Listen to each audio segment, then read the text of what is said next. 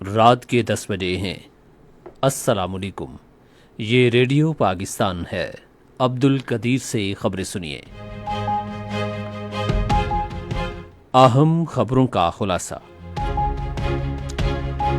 نائب وزیر اعظم نے پاکستان اور سعودی عرب کے درمیان باہمی دفاع کے تصویراتی معاہدے کو تاریخی قرار دیا ہے۔ پاکستان اور چین نے مختلف شعبوں میں تعاون بڑھانے کے لیے مفاہمتی یادداشتوں پر دستخط کیے ہیں۔ پاکستان اور تاجکستان نے تجارت اور سرمایہ کاری میں دو طرفہ تعاون مزید بڑھانے کے عزم کا اعادہ کیا ہے۔ اور غزہ پر اسرائیلی فوج کے مسلسل حملوں میں 20 سے زائد فلسطینی شہید ہو گئے ہیں۔ اور اب خبریں تفصیل کے ساتھ۔ نائب وزیر اعظم اور وزیر خارجہ محمد اسحاق ڈار نے پاکستان اور سعودی عرب کے درمیان تصویراتی معاہدے کو تاریخی قرار دیا ہے۔ آج لندن میں صحافیوں سے گفتگو کرتے ہوئے انہوں نے کہا کہ اس تاریخی معاہدے پر راتوں رات دستخط نہیں ہوئے، بلکہ اس پر مہینوں لگے اور اسے ضروری مراحل سے گزارا گیا ہے۔ نائب وزیر اعظم نے کہا کہ دونوں ملکوں کے درمیان حرمین شریفین سمیت سعودی عرب کے تحفظ کے لیے ہمیشہ غیر رسمی انتظامات ہوتے رہے ہیں۔ دفتر خارجہ نے کہا ہے کہ پاک سعودی تصویراتی باہمی دفاعی معاہدہ دفاعی نوعیت کا ہے اور یہ کسی تیسرے ملک کے خلاف نہیں ہے۔ آج اسلام آباد میں ہفتہ وار میڈیا بریفنگ کے دوران وزارت خارجہ کے ترجمان شفقت علی خان نے کہا کہ یہ معاہدہ علاقائی امن، سلامتی اور استحکام میں کردار ادا کرے گا۔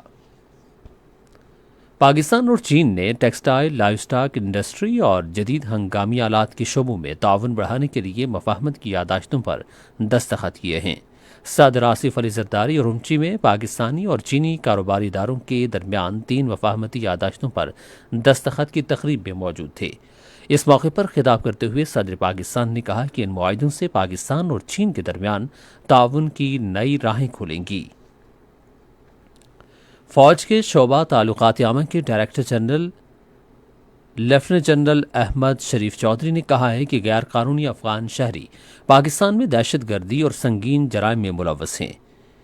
ایک جرمن میگزین کو انٹرویو دیتے ہوئے انہوں نے کہا کہ افغانستان میں غیر ملکی مداخلت اور خانہ جنگی کی وجہ سے پاکستان نے 40 سال تک لاکھوں افغان مہاجرین کی میزبانی کی، تاہم اب ایسا ممکن نہیں رہا، اس لیے ان کی باوقار وطن واپسی کے لیے وسیع انتظامات کیے گئے ہیں۔ ڈائریکٹر جنرل نے کہا کہ اس بات کے ٹھوس شواہد موجود ہیں کہ بھارت اپنی ریاستی سرپرستی میں پاکستان میں دہشت گردی کی کارروائیوں میں ملوث ہے۔ انہوں نے کہا کہ یہ شواہد کئی بار عالمی برادری کے سامنے پیش کیے گئے۔ وفاقی وزیر خزانہ اور ریونیو سینیٹر محمد اورنگزیب اور گلگت بلتستان کے وزیر اعلیٰ حاجی گل برخان نے آج اسلام آباد میں ملاقات کے دوران گلگت بلتستان میں بنیادی ڈھانچے، سیاحت اور ترقیاتی منصوبوں کا جائزہ لیا۔ اس موقع پر وزیر خزانہ نے خطے میں سڑکوں کے انفراسٹرکچر اور سیاحت کے منصوبوں پر پیش رفت کو سراہا۔ انہوں نے فضائی اڈوں اور سڑکوں کی سہولیات کو بہتر بنانے پر زور دیا تاکہ خصوصاً خلیجی سیاحوں کو متوجہ کیا جا سکے۔ پاکستان اور تاجکستان نے تجارت اور سرمایہ کاری سمیت مختلف شعبوں میں دو طرفہ تعاون مزید بڑھانے کے عزم کا اعادہ کیا ہے۔ یہ عزم آج تاجک سفیر یوسف شریف زودہ کے اسلام آباد ایوان صنعت و تجارت کے دورے کے موقع پر ظاہر کیا گیا۔